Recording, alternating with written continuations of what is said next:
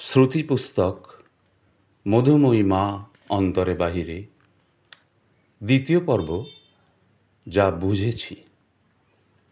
দ্বিতীয় বক্তৃতা। হে গোবিন্দ, হে শ্রী অরবিন্দ। কিছুদিন আগে বিশ্বনাথদা আমাকে ফোন করে অনুরোধ করলেন যে কলকাতায় যখন আসব, হুগলি সেন্টারে এসে মা শ্রী অরবিন্দ সম্পর্কে যেন কিছু বলে যাই। আমি মাঝে মাঝে ভাবি, না, পণ্ডিচেরির বাইরে আর বের হব না। কিন্তু কেন জানি না, মা শ্রী অরবিন্দের কথা বলার জন্য ডাক যখন আসে, তখন না বলতে পারি না। এক একবার মনে হয়, কি আর বলবো, কতদিন আর বলবো, সত্যি সত্যিই আর বলার প্রয়োজন আছে কি না। কিন্তু আমি দেখেছি আমার মধ্যে একটা দুর্বলতা আছে। বিশেষত পশ্চিমবাংলা থেকেও কোনো অনুরোধ এলে আমি প্রত্যাখ্যান করতে পারি না। তাই বিশ্বনাথদাকে বলে দিলাম, ঠিক আছে, আসব। দাদা বললেন, বক্তৃতার বিষয় কি হবে? বললাম, সেটা তো জানি না, পরে দেখা যাবে। তারপর প্রায় এক সপ্তাহ পার হয়ে গেল। বক্তৃতার বিষয় কিছু মাথায় এলো না। বলতে তো হবে মা শ্রী অরবিন্দের কথাই, কিন্তু একটা নির্দিষ্ট বিষয় তো থাকা দরকার, অথচ কিছু ভেবে উঠতে পারছি না। তারপর একদিন সকালে ঘুম থেকে উঠেই একটা শব্দ হঠাৎ মাথায় এলো, গোবিন্দ অরবিন্দ। তক্ষুনি বুঝে গেলাম বিষয়টা কি। আর বিশ্বনাথদাকে SMS করলাম, লিখলাম বিষয়টা পেয়েছি, গোবিন্দ অরবিন্দ এইরকম কিছু, কিন্তু শিরোনামটা হে গোবিন্দ হে অরবিন্দ করলে ভালো হয়। বিশ্বনাথদা সামান্য পরিবর্তন করে অরবিন্দের জায়গায় শ্রী অরবিন্দ করলেন। তাই আজকের বিষয় হে গোবিন্দ, হে শ্রী অরবিন্দ। কিন্তু বিষয়দের বক্তৃতা দেওয়া আমার পক্ষে সম্ভব হয়ে ওঠে না। বক্তৃতা শুনতে হলে বিশ্বনাথদার বক্তৃতা শুনতে হয়, বক্তৃতার মতো বক্তৃতা। আমি এমনি গল্পচ্ছলে, যেমন চন্দননগরের নিলয়ে মা শ্রী অরবিন্দের কথা বলি, সেই রকম আপনাদের সাথেও আজ একটু গল্প করে যাব। কোনো ভাষণ নয়, কোনো বক্তৃতা নয়। বক্তৃতার কথা বললে আমি ভয় পাই, তাও আবার বাংলায়, খুব লজ্জা পাই। হ্যাঁ, মাঝে মাঝে যখন পশ্চিমবাংলাতে আসি, বাংলায় বলতে হয়, কিন্তু সে তো আমার অন্তরের ভালোবাসার কথা, মা শ্রী অরবিন্দকে ঘিরে।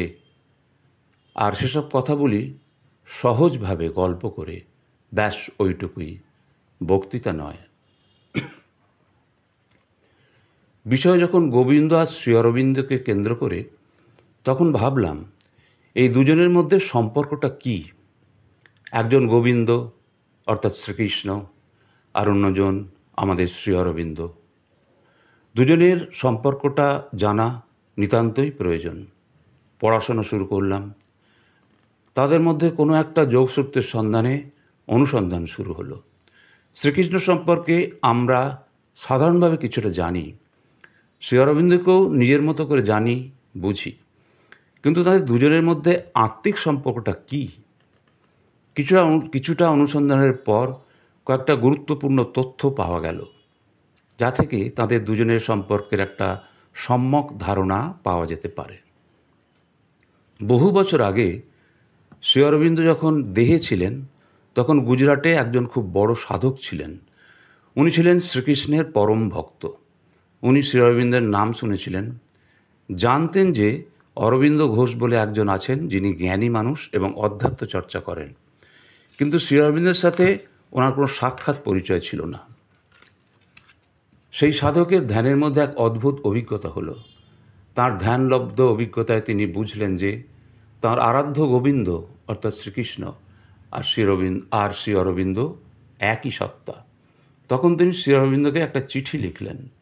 চিঠির মধ্যে একটা অংশে ছিল শ্রী অরবিন্দ এবং তাঁর গোবিন্দকে নিয়ে 4-5 লাইনের একটা কবিতা। আর চিঠির শেষে লিখলেন,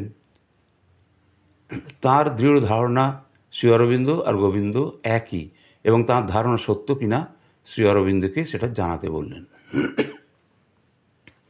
শ্রী অরবিন্দ তাঁকে লিখে জানালেন, সাধকের ধারণা সম্পূর্ণ সত্য। আর একটা ঘটনা জানতে পারলাম, অরোভিলে একজন তামিল ভদ্রলোক আছেন। তিনি মা শ্রী অরবিন্দের বই ইংরাজি থেকে তামিল ভাষায় অনুবাদ করে থাকেন। উনি মা শ্রী অরবিন্দের পথে আসার আগে শ্রীকৃষ্ণের পরম ভক্ত ছিলেন। তিনি মা শ্রী অরবিন্দ সম্পর্কে জানতেন, তাদের বইও পড়েছেন অনেক, একটা শ্রদ্ধাপূর্ণ ভালো ধারণাও ছিল। একদিন তিনি স্বপ্নে দেখলেন, স্বপ্নের মধ্যে দেখছেন একটা বড় আয়না, তার মধ্যে দেখা যাচ্ছে শ্রীকৃষ্ণের প্রতিবিম্ব, আর পিছনে ঘুরে দেখছেন সেখানে দাঁড়িয়ে আছেন শ্রী অরবিন্দ। কি অপূর্ব দর্শন! শ্রী অরবিন্দের মূর্তি আয়নায় প্রতিফলিত হয়ে শ্রীকৃষ্ণের প্রতিবিম্ব হয়ে যাচ্ছে। তখন তিনি বুঝলেন শ্রী অরবিন্দ আর কৃষ্ণ এক এবং অভিন্ন। তারপরে তিনি শ্রী অরবিন্দের পথে এলেন। এমনি আরও অনেক কথা জানা গেল শ্রী অরবিন্দের চিঠিপত্রের সংগ্রহ থেকে। সেই অমূল্য পত্র সম্পদ লিপিবদ্ধ করা আছে শ্রী অরবিন্দের রচনাবলীর বিভিন্ন খণ্ডে। উৎসাহী পাঠক অবশ্যই সেগুলি দেখে নিতে পারেন। সেই সময় আশ্রমের সাধক সাধিকারা তাদের সাধন পথের নানাবিধ সমস্যা, দ্বিধাদ্বন্দ্ব, ঘাত প্রতিঘাত ইত্যাদি সম্পর্কে মনে কোনো প্রশ্ন জাগলে খোলাখুলিভাবে সব কিছু শ্রী অরবিন্দকে জানাতেন চিঠিপত্রের মাধ্যমে।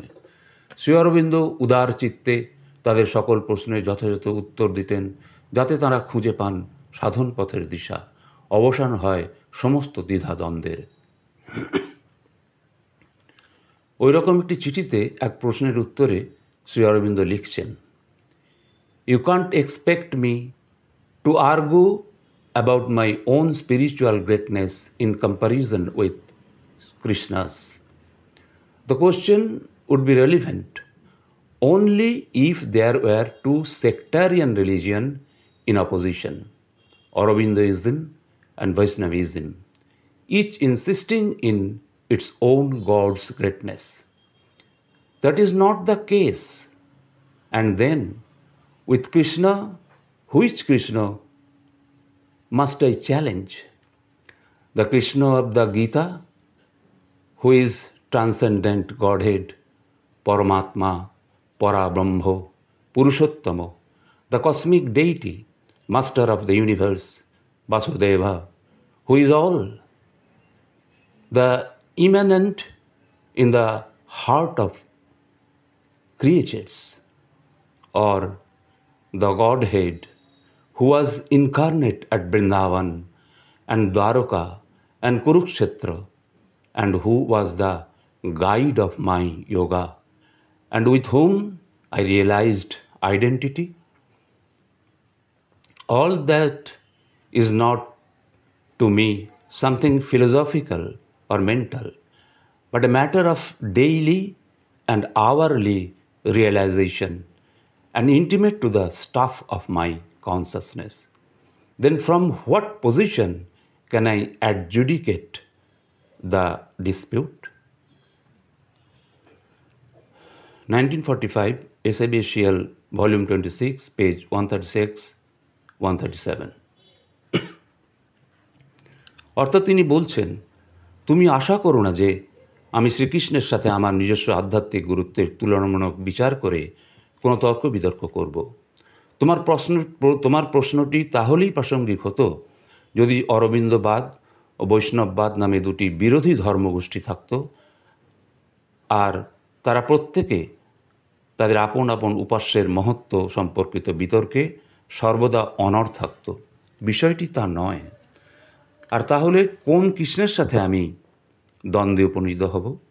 গীতার কৃষ্ণ, যিনি সেই সচ্চিদানন্দময় পরম ঈশ্বর, পরমাত্মা, পরাব্রহ্ম, পুরুষোত্তম, মহাবিশ্বের দেবতা, বিশ্ব সংসারের প্রভু, সর্বব্যাপী বাসুদেব, প্রাণসমূহের অন্তরস্থ অন্তরতম, বা সেই সাক্ষাৎ নররূপী নারায়ণ, যিনি রূপ পরিগ্রহ করেছিলেন বৃন্দাবনে, দ্বারকায় আর কুরুক্ষেত্রে, কিংবা যিনি ছিলেন আমার যোগ সাধনার পথ প্রদর্শক, যার সাথে আমি উপলব্ধি করেছি আমার সত্তার অভিন্নতা। এই সমস্ত কিছু আমার কাছে কোনো নিছক দার্শনিক তত্ত্ব বা মানসিক চিন্তা মাত্র নয়। এ হলো আমার নিত্যদিনের নিরন্তর উপলব্ধি, যা আমার চেতনার মূল উপাদানের সাথে গভীরভাবে সম্পৃক্ত। তাহলে বলো, কোন অবস্থান থেকে আমি এই বিতর্কের মীমাংসা করব। আর এক জায়গায় তিনি লিখছেন, if you reach Krishna you reach the divine, if you can give yourself to him you give yourself to me. 1943 SABCL volume 26 page 137। অর্থাৎ তিনি বলছেন, যদি তুমি শ্রীকৃষ্ণ চেতনায় উপনীত হও তবে তুমি দেবত্বে উপনীত হবে। যদি তুমি তোমার আপন সত্তা তাঁকে দিয়ে দিতে পারো তবে তুমি তা আমাকেই দেবে। শ্রী অরবিন্দের এই উক্তি দুটি অনুধাবন করলেই বোঝা যায় তাঁর সাথে শ্রীকৃষ্ণের আত্মিক সম্পর্কের যথার্থ অভিন্নতা। কৃষ্ণ সাধক দিলীপ কুমার রায়ও শ্রী অরবিন্দকে অনেকবার লিখেছেন শ্রীকৃষ্ণের সাথে শ্রী অরবিন্দের একত্ব তাঁর আপন অন্তরে উপলব্ধির কথা। শ্রী অরবিন্দ রচনাবলীর 25তম খণ্ডে আরও একটি যথেষ্ট গুরুত্বপূর্ণ চিঠি আছে, যে চিঠির এক জায়গায় শ্রী অরবিন্দ লিখছেন, this struggle in you between bhakti for Shri Krishna and the sense of divinity of the mother is quite unnecessary, for the two things are one and go perfectly together. It is He who has brought you to the Mother, and it is by adoration of her that you will realize Him. He is here in the ashram, and it is His work that is being done here. 1933, SABCL Volume 25, page 56. খুব স্পষ্ট দ্ব্যর্থহীন ভাষায় শ্রী অরবিন্দ লিখেছেন এই চিঠি। This struggle in you, অর্থাৎ কোন এক আশ্রমিক হয়তো আশ্রমে ছিলেন যিনি শ্রীকৃষ্ণের ভক্ত, যার মধ্যে একটা দ্বন্দ্ব ছিল যে তিনি মাকে প্রার্থনা করবেন না শ্রীকৃষ্ণের ভজনা করবেন। তিনি শ্রী অরবিন্দকে চিঠি দিয়েছিলেন তার সমস্যার কথা জানিয়ে, যার উত্তরে শ্রী অরবিন্দের এই চিঠি। সেই আশ্রমিকের মনে দ্বন্দ্ব ছিল, মা ভগবান না শ্রীকৃষ্ণ ভগবান। শ্রী অরবিন্দ বলছেন, শ্রীকৃষ্ণের প্রতি ভক্তি আর শ্রীমায়ের ঈশ্বরত্ব, এই দুটি জিনিসকে নিয়ে তোমার অন্তরের দ্বন্দ্ব একেবারেই অনাবশ্যক। কারণ দুটি জিনিসই এক আর চলছে যুগপৎ নিখুঁতভাবে। ইনি শ্রীকৃষ্ণ যিনি তোমাকে শ্রীমায়ের কাছে এনেছেন, আর শ্রীমাকে আরাধনার মাধ্যমেই তুমি শ্রীকৃষ্ণকে উপলব্ধি করবে। শ্রীকৃষ্ণ এখানে এই আশ্রমেই আছেন, আর তাঁরই কাজ যা এখানে হয়ে চলেছে। তাহলে দেখুন শ্রীকৃষ্ণ, শ্রী অরবিন্দ আর শ্রীমায়ের মধ্যেকার আসল সম্পর্কটা কি।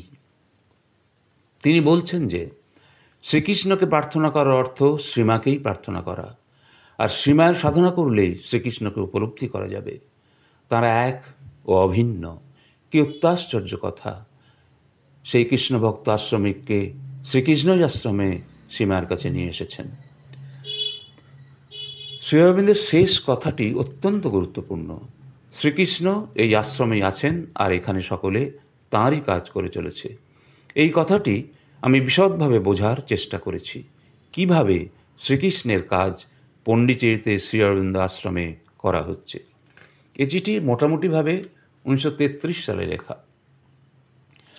এখন যদি আমরা বুঝতে চাই যে শ্রীকৃষ্ণের কাজ শ্রী অরবিন্দ আশ্রমে কিভাবে হয়ে চলেছে, তাহলে প্রথমে বুঝতে হবে শ্রীকৃষ্ণের কাজটি কী ছিল, যা 1933 সালেও শ্রী অরবিন্দ আশ্রমে সমানভাবে হয়ে চলেছিল।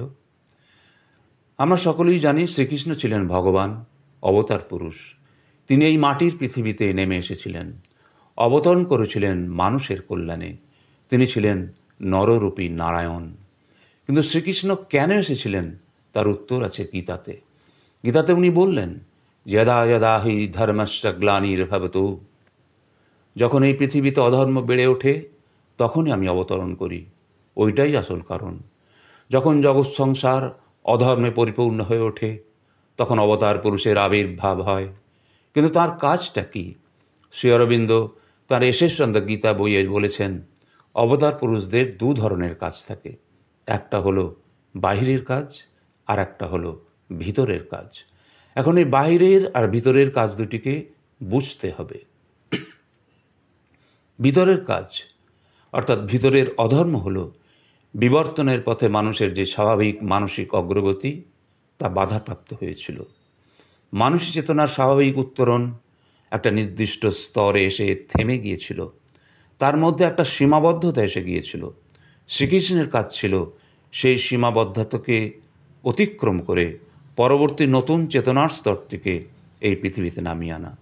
তার জন্য তিনি বললেন, সর্বধর্মাং পরিত্যাজ্য মামেকাং শরণং ব্রজ, অর্থাৎ সব ধর্ম পরিত্যাগ করো, আমাকে স্মরণ করো। আবার এক জায়গায় শ্রীকৃষ্ণ বলছেন যে উনি একটা নতুন ধর্ম নিয়ে আসবেন। একবার বলছেন সব ধর্ম পরিত্যাগ করতে, আবার নতুন একটা ধর্মের কথা বলছেন। কথা দুটি পরস্পর বিরোধী মনে হলেও তার মর্মার্থ হলো, পুরানো যেসব ধর্ম আছে সেই সমস্ত ধর্মকে ত্যাগ করো, আর আমি একটা নতুন ধর্ম নিয়ে আসছি, তোমরা সেই ধর্মকে স্বীকার করো। পুরনো ধর্ম অর্থাৎ আমাদের ভারতবর্ষে কত রকমের ধর্ম আছে, যেমন সম্প্রদায়ের ধর্ম, নৈতিক ধর্ম, পারিবারিক ধর্ম, শিক্ষার ধর্ম, কর্মীর ধর্ম। এইসব ধর্মগুলো ত্যাগ করে বসে থাকলে তো একটা চরম বিশৃঙ্খলা সৃষ্টি হবে। শ্রীকৃষ্ণ কেন বলছেন সব ধর্ম পরিত্যাগ করতে, সেটা বুঝতে গেলে শ্রী অরবিন্দের এসেই গীতা পড়তে হবে। সেখানে তিনি বলছেন যে পুরনো ধর্মের অর্থ হচ্ছে এটা করো, ওটা করো না, এটা ভালো, ওটা মন্দ, এটা করলে সমাজ চলবে না, ওটা করলে সমাজে পতিত হতে হবে, ইত্যাদি সব অতি সাধারণ স্তরের চিন্তাভাবনা। শ্রীকৃষ্ণ বলছেন ওইসব সম্প্রদায়গত সকল ধর্ম পরিত্যাগ করে শুধু আমাকে স্মরণ করো, আমি তোমার সব সমস্যার সমাধান করে দেব। তোমার ওইসব পুজো পাঠ ধ্যান জপ ইত্যাদি সব কিছু ত্যাগ করে আমাকে স্মরণ করো, আমি তোমাকে এই সাধারণ মানসিক স্তর থেকে আরও উপরের স্তরে নিয়ে যাব, তোমাকে আরও কাছে টেনে নেব। আমাকে স্মরণ করো, আমাতে নিমগ্ন হও, আমার আরাধনা করো। অন্য সব ধর্মের প্রয়োজন নেই, শুধু আমাকে স্মরণ করো। অর্থাৎ সব কিছু ত্যাগ করে শুধু ভগবানকেই স্মরণ করতে হবে। সেটাই হচ্ছে সর্বোচ্চ ধর্ম, শেষ ধর্ম এবং নতুন ধর্ম বা নতুন স্তরের চেতনা। কারণ শ্রীকৃষ্ণের সময় ভারতবর্ষে ভগবানকে স্মরণ করে সব কিছু সমর্পণ করার রীতি ছিল না। ছিল শুধু ভগবানের ধ্যান জপ যাগ যজ্ঞ ইত্যাদি। বেদান্তে ধ্যান করাটা ছিল খুব গুরুত্বপূর্ণ। গভীর ধ্যানের মাধ্যমে ভগবানকে উপলব্ধি করতে হবে, পরম ব্রহ্মকে উপলব্ধি করতে হবে জ্ঞানের পথে। এই ছিল মানসিক চেতনার স্তর। এই স্তরে শুধু ছিল ধ্যান, ধ্যানের মধ্যে দিয়ে ব্রহ্ম প্রাপ্তি, আর ব্রহ্মের মধ্যে লীন হয়ে নির্বিকল্প সমাধি, নিরাকার নির্গুণ ব্রহ্মে একীভূত হওয়া। শ্রীকৃষ্ণই প্রথম গীতাতে বললেন যে আমি তোমার ভিতরে আছি, তোমার হৃদয়ের গভীরে আছি, সেখানেই আমাকে স্মরণ করো। সুতরাং শ্রীকৃষ্ণই প্রথম একটা সম্পূর্ণ নতুন ধারণা নিয়ে এলেন যে আমি তোমার ভিতরে আছি, সেখানে তুমি আমাকে অনুসন্ধান করো, আমাকে স্মরণ করো। এগুলো নতুন এক মূল কেন্দ্রীয় চেতনা। এর আগে ভগবান ছিলেন বাহিরে, ঊর্ধ্বে, অন্য কোনো লোকে। শ্রীকৃষ্ণ বললেন না, তিনি আছেন ভিতরে, হৃদয়ের অভ্যন্তরে, সেখানেই তার স্মরণ ও সমর্পণ। এই হলো নতুন ধর্ম। সকল পুরনো ধর্ম পরিত্যাগ করে ভগবানের পূর্ণ সমর্পণ, আর এই পূর্ণ সমর্পণই হলো প্রকৃত আধ্যাত্মিকতা। ধর্মের মধ্যে আমরা ভগবানকে স্মরণ করি, কিন্তু সমর্পণ করি না। আমরা ভগবানের কাছে শুধু চাই, এটা চাই, ওটা চাই, সেটা চাই। রূপং দেহি, জয়ং দেহি, ধনং দেহি, পুত্রং দেহি। শুধু দাও দাও আর দাও। সর্বদা ভগবানের কাছ থেকে কিছু পেতে চাই। এটা হলো ধর্ম। কিন্তু আধ্যাত্মিকতায় সম্পূর্ণ বিপরীত। আধ্যাত্মিকতায় আমরা ভগবানকে দিতে চাই, সম্পূর্ণভাবে দিয়ে দিতে চাই আমার যা কিছু আছে, শরীর, মন, প্রাণ, চেতনা, ভালো মন্দ, সরলতা, দুর্বলতা, অহংবোধ, সমস্ত কিছুই সমর্পণ করতে চাই ভগবানের চরণে, যিনি আছেন আমাদের হৃদয়ে। এই যে নতুন চেতনা বা আধ্যাত্মিকতা শ্রীকৃষ্ণ নিয়ে এলেন, শ্রী অরবিন্দ এই চেতনাকে বলেছেন অধিমানস চেতনা। এই ছিল শ্রীকৃষ্ণের ভিতরের কাজ। সে কাজ হলো পুরনো সব ধর্ম অর্থাৎ ধ্যান, জপ, যাগযজ্ঞ, পূজা পাঠ ইত্যাদি পরিত্যাগ করে নতুন এক ধর্ম বা চেতনা অর্থাৎ নিজ অন্তরে অবস্থিত ভগবানের স্মরণ ও তাকে পূর্ণ সমর্পণ, যা অধিমানস চেতনা। সেই নতুন এক স্তরের চেতনাকে এই পৃথিবীতে নামিয়ে আনা। সুতরাং শ্রীকৃষ্ণের ভিতরের কাজ ছিল অধিমানস চেতনাকে এই পৃথিবীতে নামিয়ে এনে তাকে প্রতিষ্ঠিত করা। শ্রী অরবিন্দ বলেছেন যে অবতার পুরুষদের দু ধরনের কাজ থাকে, ভিতরের কাজ আর বাহিরের কাজ। শ্রীকৃষ্ণের ভিতরের কাজ আমরা আলোচনা করলাম, এখন তার বাহিরের কাজটা বুঝতে হবে। বাইরের কাজ বুঝতে গেলে বাইরের অধর্মটা আগে বুঝতে হবে। আমরা সকলেই জানি মহাভারতের কাহিনী, কৌরব আর পাণ্ডবদের মধ্যে দ্বন্দ্ব, ক্ষমতার লড়াই আর অবশেষে কুরুক্ষেত্রের যুদ্ধ। তখনকার দিনে রাজা মহারাজাদের মধ্যে যুদ্ধ বিগ্রহ লেগেই থাকত, তাতে জয় পরাজয় ছিল, এসব ছিল সাধারণ ঘটনা। কিন্তু আমি দেখতে চাইছি যে সেই যুগের সেই সময়ের অধর্মটা কী ছিল, যেটা বেড়ে ওঠার ফলে অবতার পুরুষ শ্রীকৃষ্ণের অবতরণ হয়েছিল। সেটা বুঝতে গেলে শ্রী অরবিন্দের রচনা পড়তে হবে। তিনি ব্যাখ্যা করে বোঝালেন যে আমাদের মানব ইতিহাসের বিবর্তনের, সে সামাজিক বিবর্তন হোক বা রাজনৈতিক বিবর্তন হোক, তার একটা নিয়ম আছে। আমরা যদি ইতিহাস পর্যালোচনা করি তবে দেখব যে প্রতিটা যুগের একটা সামাজিক ছন্দ আছে। সেই ছন্দই সভ্যতার ভিত্তি। মানব সভ্যতার ইতিহাসের আদি পর্বে একেবারে শুরুতে ছিল একটি একক পরিবার, পুরুষ ও স্ত্রী। তারপর ধীরে ধীরে পুত্র কন্যা আত্মীয় স্বজন নিয়ে একটা বৃহৎ পরিবার। তারপরে ওই রকম 10-15 বা 20-25টা পরিবার নিয়ে এক একটা জনগোষ্ঠী বা উপজাতি।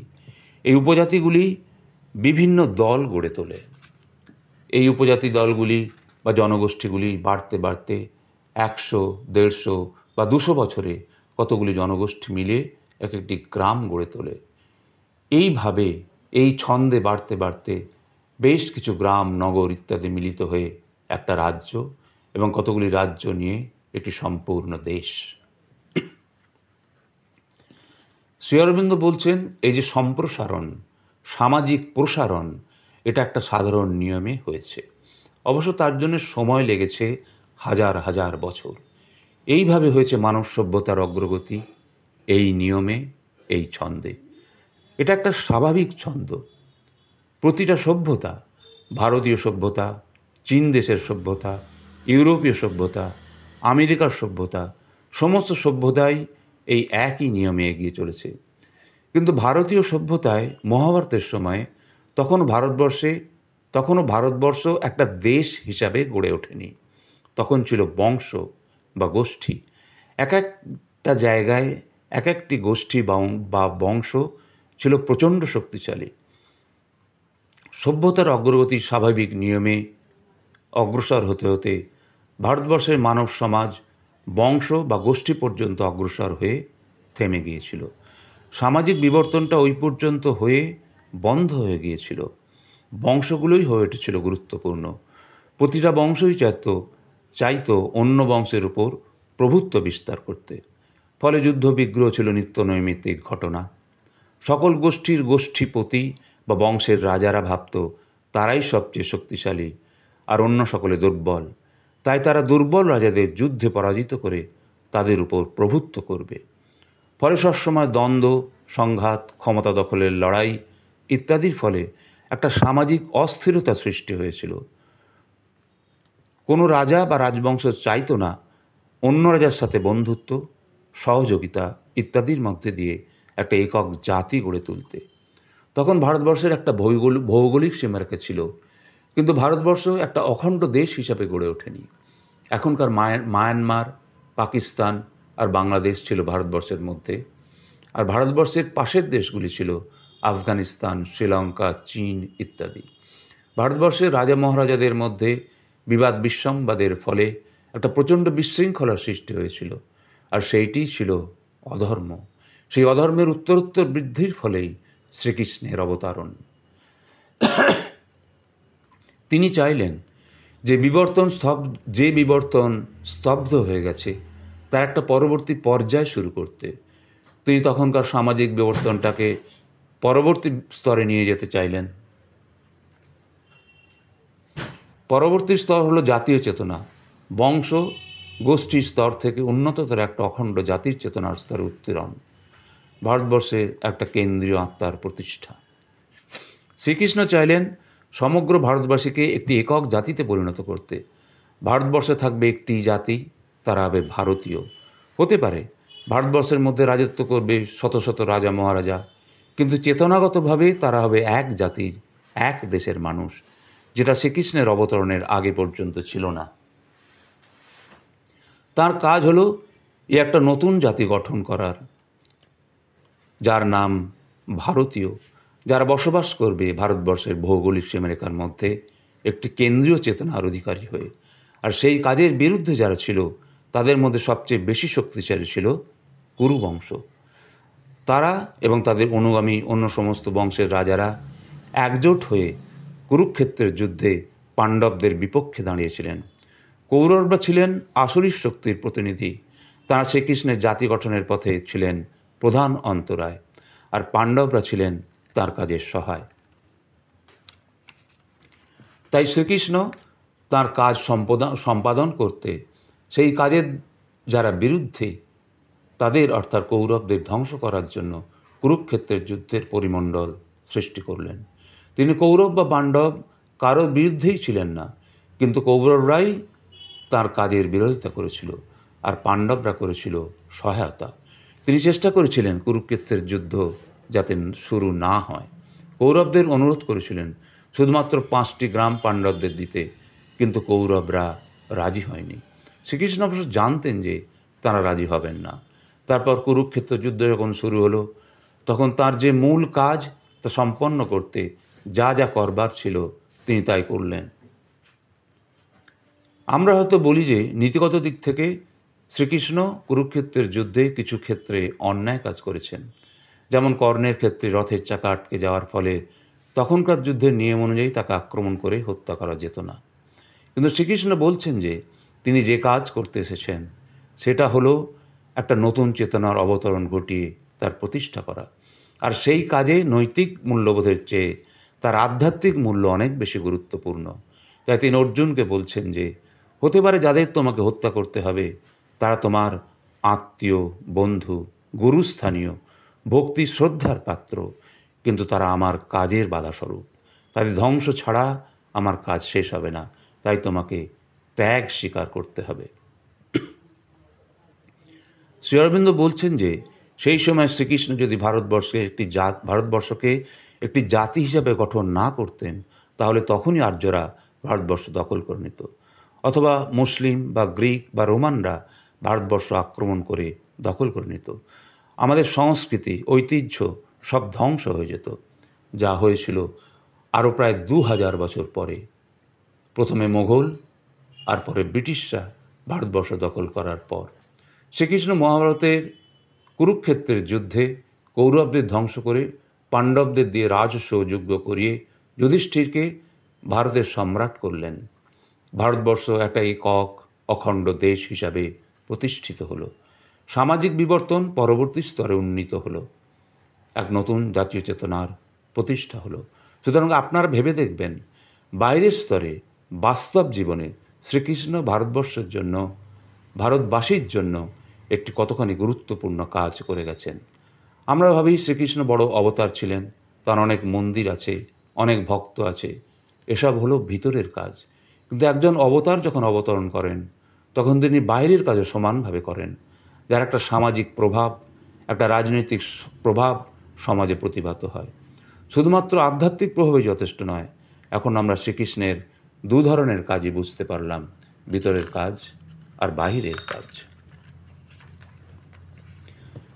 শ্রী অরবিন্দ বলেছেন যে শ্রীকৃষ্ণের কাজ আশ্রমে হয়ে চলেছে।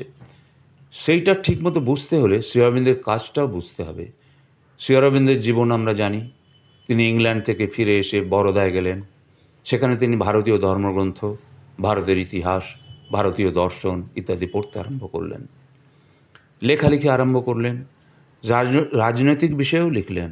কলকাতায় এসে বন্দে মাতরম পত্রিকা সম্পাদনা করলেন, প্রচুর লিখলেন দেশের কথা, দেশের মানুষের কথা, আবার আধ্যাত্মিক বিষয়ে লেখা। তাঁর লেখার মধ্যে গীতার অনেক কথা আছে, শ্রীকৃষ্ণের কথার উদ্ধৃতি শ্রী অরবিন্দের অনেক লেখায় পাওয়া যায়। শ্রী অরবিন্দের শ্রীকৃষ্ণের প্রতি একটা আকর্ষণ প্রথম থেকেই লক্ষ্য করা যায়। এটা যেন একটা শাশ্বত সংযোগ। কিন্তু উত্তরপাড়া অভিবাসনে শ্রী অরবিন্দের মুখে আমরা শুনলাম, তাতে তাঁর সাথে শ্রীকৃষ্ণের প্রকৃত সম্পর্কটা বোঝা গেল। আপনার সকলেই জানেন আলিপুর জেলে শ্রী অরবিন্দের কী অভিজ্ঞতা হয়েছিল, যা তিনি উত্তরপাড়া অভিবাসনে ব্যক্ত করেন। তিনি বলেছেন, আমি পড়ে যাচ্ছি। যে জেল আমাকে মানব জগৎ থেকে আড়াল করে রেখেছে, সেই দিকে আমি তাকালাম। কিন্তু দেখলাম আমি আর জেলের উচ্চ দেওয়ালের মধ্যে বন্দী নেই। আমাকে ঘিরে রয়েছেন বাসুদেব। আমার সেলের সম্মুখবর্তী বৃক্ষের ছায়ার তলে আমি বেড়াতাম। কিন্তু আমি যা দেখলাম তা বৃক্ষ নয়, জানলাম তা বাসুদেব। দেখলাম শ্রীকৃষ্ণ সেখানে দণ্ডায়মান রয়েছেন এবং আমার উপর তাঁর ছায়া ধরে রয়েছেন। আমার সেলের দরজার গরাদের দিকে চাইলাম, আবার বাসুদেবকে দেখতে পেলাম। নারায়ণ দাঁড়িয়ে থেকে আমাকে পাহারা দিচ্ছিলেন। আমার পালঙ্ক স্বরূপ যে মোটা কম্বল আমাকে দেয়া হয়েছিল, তার উপরে শুয়ে আমি উপলব্ধি করলাম শ্রীকৃষ্ণ আমাকে বাহু দিয়ে জড়িয়ে রেখেছেন। সে বাহু আমার বন্ধুর, আমার পরম প্রেমস্পদের। তিনি আমার যে গভীরতর দৃষ্টি খুলে দিয়েছিলেন, এইটি হয়েছিল তার প্রথম ফল। জেলের কয়েদিদের দিকে আমি চাইলাম, চোর, খুনি, জুয়াচোর, এদের দিকে যখন চাইলাম, আমি বাসুদেবকেই দেখতে পেলাম। সেই সব তমসাচ্ছন্ন আত্মা ও অপব্যবহৃত দেহের মধ্যে আমি নারায়ণকেই দেখতে পেলাম। এইসব চোর ও ডাকাতদের মধ্যে অনেকেই এমন ছিল যারা তাদের সহানুভূতি, তাদের স্নেহের দ্বারা আমায় লজ্জায় ফেলেছিল। এসব প্রতিকূল অবস্থার উপর তাদের মানবতা জয়ী হয়েছিল। বিশেষ করে তাদের মধ্যে একজনকে দেখলাম, আমার মনে হলো সে একজন সাধু পুরুষ। সে আমাদের দেশের একজন অক্ষর জ্ঞানবিহীন চাষা। ডাকাতির অভিযোগে তার 10 বৎসর সশ্রম কারাদণ্ড হয়েছিল। আমাদের মিথ্যা শ্রেণীর গর্বে, যাদের আমরা ছোট লোক বলে ঘৃণা করি, সে ছিল তাদেরই একজন। পুনরায় ভগবান আমাকে বললেন, দেখো কী সব লোকের মাঝে আমি তোমাকে পাঠিয়েছি আমার একটু কাজ করবার জন্যে। যে জাতকে আমি তুলতে চাই, এই হচ্ছে তার স্বরূপ, এবং এই কারণেই আমি তাদের তুলতে চাই। এক অত্যাশ্চর্য দর্শন, একে আমরা বলি সর্বব্যাপী মহাজাগতিক দর্শন। ভগবদ্গীতায় বিশ্বরূপ দর্শন বলতে পারেন। যেদিকে দেখছেন সেদিকেই শ্রীকৃষ্ণ, যা দেখছেন তাই শ্রীকৃষ্ণ। আর শ্রীকৃষ্ণ প্রথমেই বললেন, তোমার কিছু করার নেই, তোমার কিছু বলার নেই এখানে, আমি নিজে সব কিছু দেখছি, করছি। তখনই আমরা দেখি শ্রীকৃষ্ণের প্রতি শ্রী অরবিন্দের পূর্ণ সমর্পণ। তিনি একটি কথাও বলেননি। চিত্তরঞ্জন দাস এসে মামলার দায়িত্ব নিলেন, তাকে পথ দেখালেন শ্রীকৃষ্ণ। শ্রীকৃষ্ণ কাজটা করলেন, আর শেষে তাকে বললেন, আমি রয়েছি সকল মানুষের মধ্যে, আমি তাদের সকল কর্ম, সকল কথাকে নিজের ইচ্ছা মতো পরিচালিত করি। আমি এখনও তোমাকে রক্ষা করছি, তোমার কোনো ভয় নেই। তোমার বিরুদ্ধে এই যে মোকদ্দমা আনা হয়েছে, এটা আমার হাতেই ছেড়ে দাও। এ তোমার জন্যে নয়, এই বিচারের জন্যে আমি তোমাকে এখানে আনিনি, অন্য কিছুর জন্য এনেছি। মোকদ্দমাটিও আমার কাজের একটা উপায় মাত্র, তার বেশি আর কিছু নয়। আর শেষকালে শ্রী অরবিন্দ বললেন যে শ্রীকৃষ্ণ তাকে বলছেন, মনে রেখো আমিই সব করছি, তুমিও নয় আর অন্য কেউই নয়।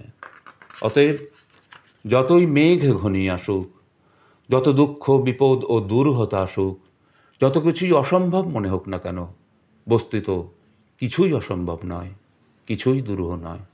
জাতির মধ্যে, জাতির উত্থানের মধ্যে আমি রয়েছি, আমি বাসুদেব, আমি নারায়ণ, আমি যা ইচ্ছা করি তাই হবে, অপরে যা ইচ্ছা করে তা নয়। আমি যা ঘটাতে চাই কোনো মানবীয় শক্তিই তা আটকাতে পারবে না। এই উত্তরপাড়া অভিবাসনে আমরা দেখি একটা সুন্দর যোগাযোগ শ্রীকৃষ্ণ আর শ্রী অরবিন্দের কাজের মধ্যে। শ্রী অরবিন্দ ভারতের স্বাধীনতার জন্য কাজ করলেন, যেমন শ্রীকৃষ্ণ করেছিলেন ভারতবর্ষকে একটা জাতি হিসাবে তৈরি করতে। কিন্তু শ্রী অরবিন্দ যখন এলেন, সেই জাতি তখন পরাধীন। তাই তার প্রথম কাজ হলো এই জাতিকে স্বাধীনতা দেওয়া, এবং সেই জন্য ইংল্যান্ড থেকে এসে নিজেকে তৈরি করে সরাসরি যোগ দিলেন ভারতবর্ষের স্বাধীনতা আন্দোলনে। এই হলো শ্রীকৃষ্ণের সাথে তার প্রথম যোগাযোগ। আর অন্য একটা সংযোগ হলো, শ্রীকৃষ্ণ বলছেন যে আমি এই জাতিটাকে তুলছি, তুমি কিছু করছো না, আমি করছি। এই ভারতের স্বাধীনতা, এটা আমার কাজ, এটা তোমার কাজ নয়। তোমার এখানকার কাজ শেষ, এখন তুমি পণ্ডিচেরি যাও, সেখানে তোমার একটা নতুন কাজ আছে। তিনি আবার বলছেন, সব কাজ আমি করছি, তোমরা সব আমার যন্ত্র, তোমরা কিছু না করলেও সব কাজ আমি করতে পারি। তিনি বলছেন, যদি তুমি সরে দাঁড়াও অথবা নিদ্রিত হয়ে পড়ো, তথাপি কাজটি আটকে থাকবে না। কাল যদি তোমাকে সরিয়ে ফেলা হয়, এখানে যে তরুণেরা রয়েছে, এরাই তোমার কর্মভার গ্রহণ করবে, আর তেমন শক্তির সহিত করবে যা তুমি কখনো পারোনি। তুমি কেবল এই জাতিকে একটা বাণী দেবার জন্য আমার কাছ থেকে কিছু শক্তি লাভ করেছ, সে বাণী তাদের উঠতে সাহায্য করবে।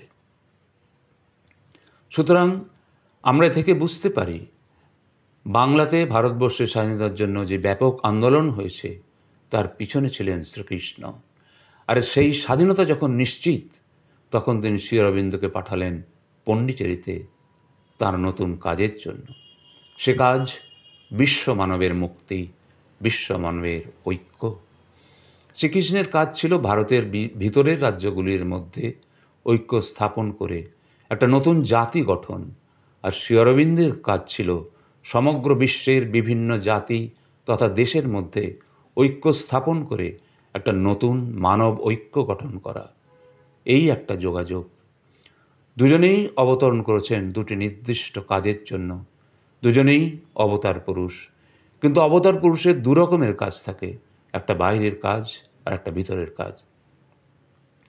শ্রীকৃষ্ণের বাইরের কাজ ছিল জাতি গঠন, আর শ্রী অরবিন্দের বাইরের কাজ ছিল আরেক ধাপ উপরের, বিশ্বের সমগ্র জাতিগুলির মধ্যে ঐক্য স্থাপন, বিশ্ব মানবের ঐক্য স্থাপন, মানব ঐক্য। সুতরাং শ্রী অরবিন্দের কাজ শ্রীকৃষ্ণের কাজেরই পুনরাবৃত্তি, অর্থাৎ শ্রীকৃষ্ণ যে কাজ করে গেছেন, শ্রী অরবিন্দ সেই কাজেরই পরের পর্যায়ের কাজ করছেন শ্রী অরবিন্দ আশ্রমে। শ্রীকৃষ্ণের কাজ ছিল জাতীয় স্তরে, আর শ্রী অরবিন্দের কাজ আন্তর্জাতিক স্তরে। সে কাজ হলো মানব ঐক্য, যা আছে ভারতের সনাতন ধর্মের মধ্যে। শ্রীকৃষ্ণ শ্রী অরবিন্দকে বলছেন ভারতের এই সনাতন ধর্মের কথা বিশ্ববাসীকে জানাতে, কিন্তু বিশ্ববাসী একটি পরাধীন জাতির কাছ থেকে তার সনাতন ধর্মের কথা, মানবৈক্যের কথা শুনতে চাইবে না। তাই ভারতবর্ষের রাষ্ট্রীয় স্বাধীনতা দরকার। সেই জন্য শ্রী অরবিন্দের প্রথম কাজ ছিল ভারতবর্ষকে স্বাধীন করা। 1910 সালে যখন শ্রীকৃষ্ণ তাকে নিশ্চয়তা দিলেন যে ভারত স্বাধীন হবেই, এবং তার দ্বিতীয় পর্যায়ের কাজের জন্য পণ্ডিচেরি যাবার আদেশ দিলেন, তখন থেকে তার দ্বিতীয় পর্যায়ের কাজ শুরু হলো পণ্ডিচেরির সাধন গুহায়, যা আসলে শ্রীকৃষ্ণেরই কাজ।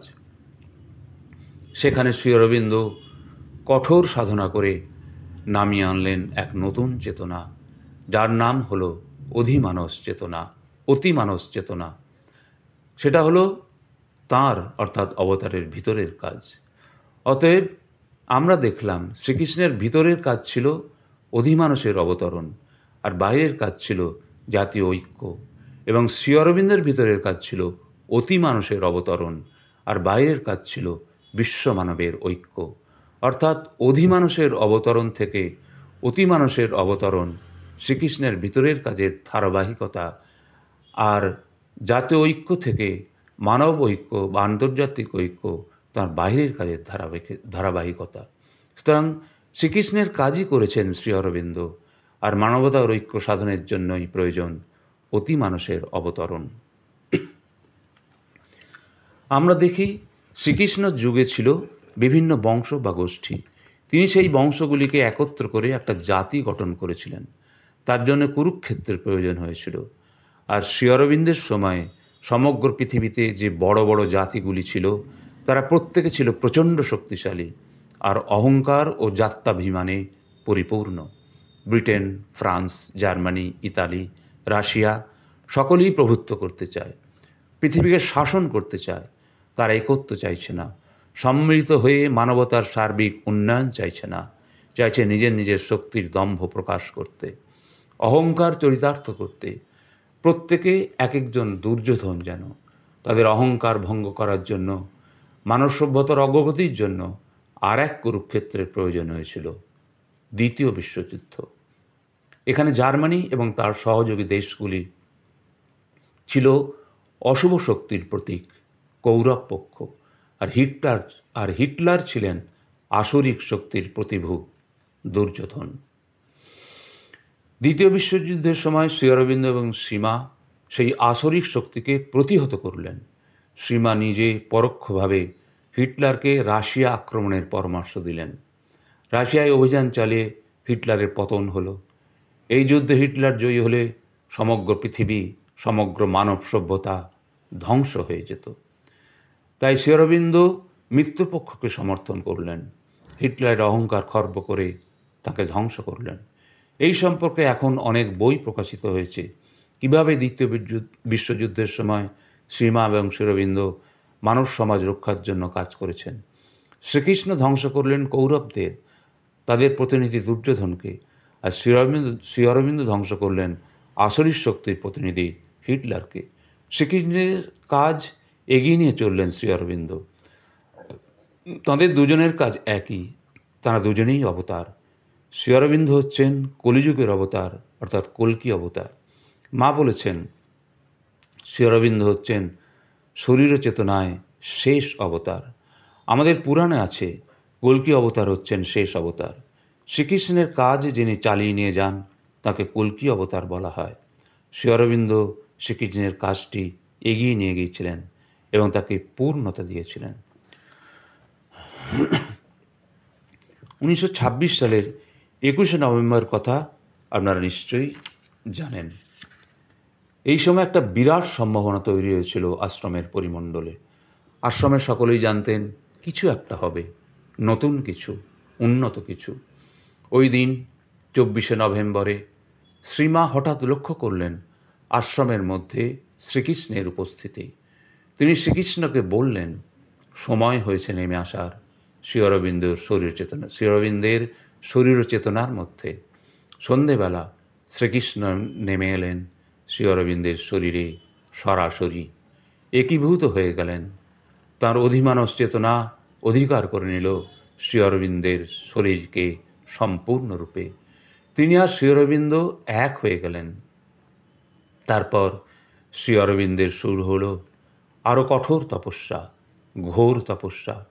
অধিমানসে থেমে থাকলে চলবে না, নামিয়ে আনতে হবে আরও উন্নত, সম্পূর্ণ নতুন এক চেতনা, এই পৃথিবীর মানুষের সার্বিক মঙ্গলের জন্য, যে চেতনার ফলে সম্ভব হবে বিশ্বমানবের মৈত্রী, ঐক্য, সাম্য। তিনি অতি দ্রুততার সাথে কাজ করে চললেন পণ্ডিচেরির সাধন গুহায়। নিরলস পরিশ্রম, ঐকান্তিক লক্ষ্য, কঠিন সাধনা। অবশেষে সেই সাধনার সিদ্ধি হলো সেই নতুন পরম চেতনা। শ্রী অরবিন্দ যার নাম দিয়েছিলেন অতিমানস চেতনা, সেই চেতনা নেমে এলো শ্রী অরবিন্দের শরীরে 1950 সালে। সুতরাং আমরা যদি আজকের কথাগুলি পর্যালোচনা করি তাহলে বুঝতে পারব শ্রীকৃষ্ণের কাজও যা, শ্রী অরবিন্দের কাজও তাই। ভিতরের কাজ এবং বাইরের কাজ, এই দুই ধরনের কাজই শ্রীকৃষ্ণ যা করেছেন, শ্রী অরবিন্দ তাকে আরও এগিয়ে নিয়ে গেছেন। শ্রীকৃষ্ণ দাপরের অবতার, শ্রী অরবিন্দ কলির অবতার।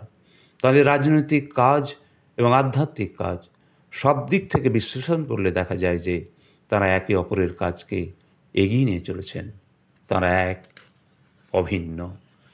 শ্রী অরবিন্দ নিজে বললেন 1933 সালে যে তার মধ্যে আর শ্রীকৃষ্ণের মধ্যে কোনো প্রভেদ নেই। তাঁর এবং মায়ের চেতনা এক, আর মাকে আরাধনা করলে সেই আরাধনা শ্রীকৃষ্ণের কাছে পৌঁছে যায়। তাই সেদিন সকালে ঘুম থেকে উঠে আমার কাছে যে বাণী এলো, গোবিন্দ শ্রী অরবিন্দ, সেই বাণী আমি অন্তরে উপলব্ধি করলাম এইভাবে যে আমাদের শ্রী অরবিন্দই হচ্ছেন শ্রীকৃষ্ণ। মানব সভ্যতার ইতিহাস, তার বিবর্তন, তার সামাজিক পটভূমি আর আধ্যাত্মিক উপলব্ধি, এই সব কিছু বিচার বিশ্লেষণ করলে একটাই সত্যে উপনীত হয় যে গোবিন্দ আর শ্রী অরবিন্দ এক এবং অভেদ। আর এই অভিজ্ঞতাটাই আপনাদের সাথে ভাগ করে নিলাম। হে গোবিন্দ, হে শ্রী অরবিন্দ, শত কোটি প্রণাম।